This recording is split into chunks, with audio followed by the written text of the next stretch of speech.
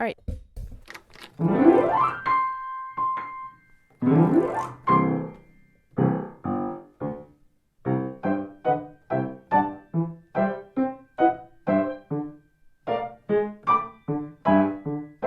So I have to mention that before this first read through, I made note of a few key components such as the time signature, which alternates between 6/8 and 9/8, the key signature, which for now has no sharps or flats, and the general contour of the material in the form of chords and lines that I visualize in this way.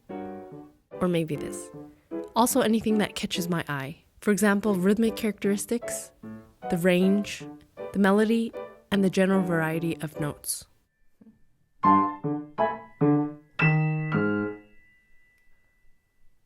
Okay. So then I continued reading for the rest of the page. And now that we've got our first impressions out of the way, I'm going to move on to working on the hands separately.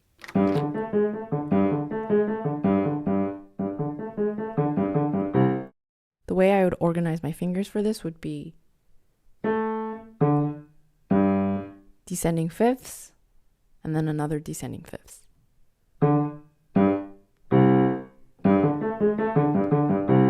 That's a lot easier than thinking about these groups of three.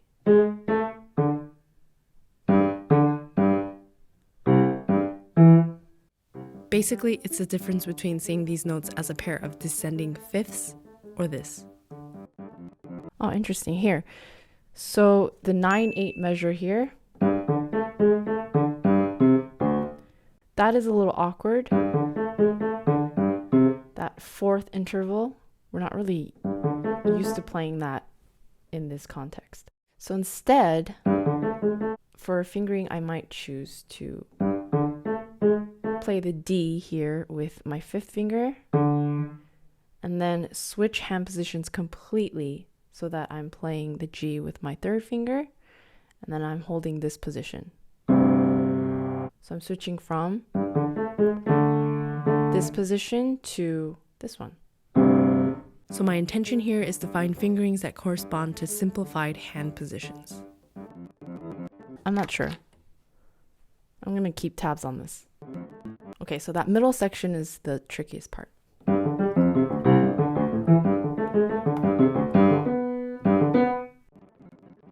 So I've made up my mind. I am sticking with the 5-3 jump.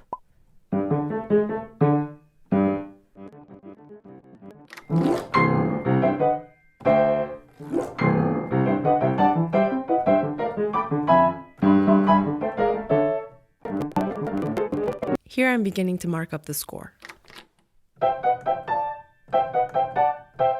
And now I'm making note of the fact that the right hand chords are all major triads in this section. All right, one of the most important things for this section, I think, is to sectionalize it. So here are the groups that I see for now. So basically, I divided the page into sections that group similar material together in terms of repeated phrases, patterns, and/or harmony. Now that I'm more organized, I have a better sense of structure when it comes to the different parts that I'll focus in on. What I notice is that all of these are centered around F sharp and C. So it's just climbing up by tritones.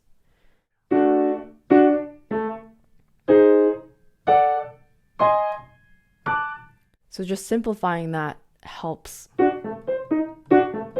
decode what's going on physically.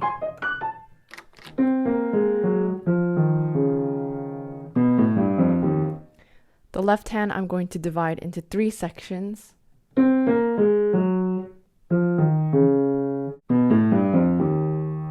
So arguably here from F, it's all the same scale, but I'm breaking it up into 2 because of the thumb placement. So it's sort of a pianist's way of organizing things, I think. So next I'll practice this in a few different ways.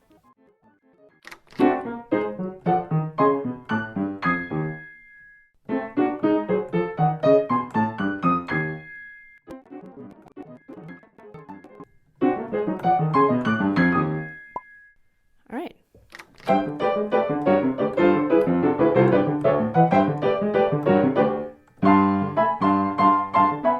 As you can see, this type of run-through is still a waste of time at this point, and also the other section didn't really stick. But this is pretty normal. It'll take a lot more runs for there to be consistency in execution.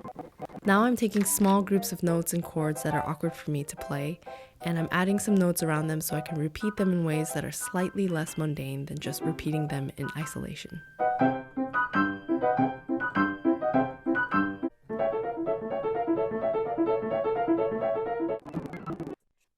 Here's where I looked up a recording of it.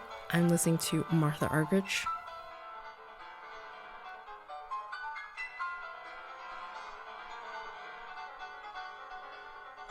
What? Huh? Okay. All right.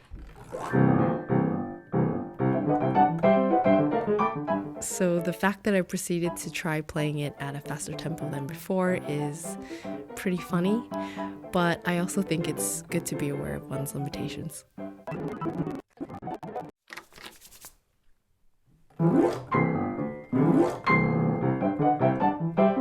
So at this point, the wise thing to do would probably be to continue to practice in small groups, carefully analyze the tricky spots in order to find better solutions around them, and slowly build up tempo.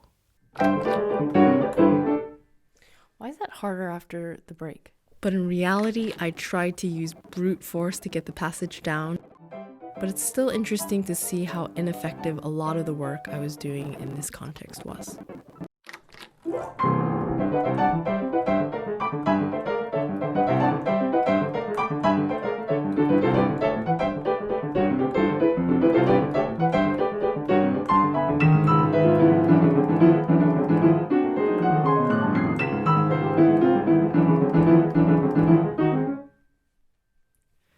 If you haven't already seen it, I recently did a video with David Bruce and 3 other composers where all of us used the same material to write a piece for a unique chamber ensemble. The video goes really in depth about the behind-the-scenes process of music composition, plus I'm a fan of all of the composers' works, so I'd highly recommend checking it out. Also, I'd like to announce that I've created a Patreon, so thank you so much in advance for your support in helping me continue to work on music and these videos. Thank you for watching, and I'll see you in the next video.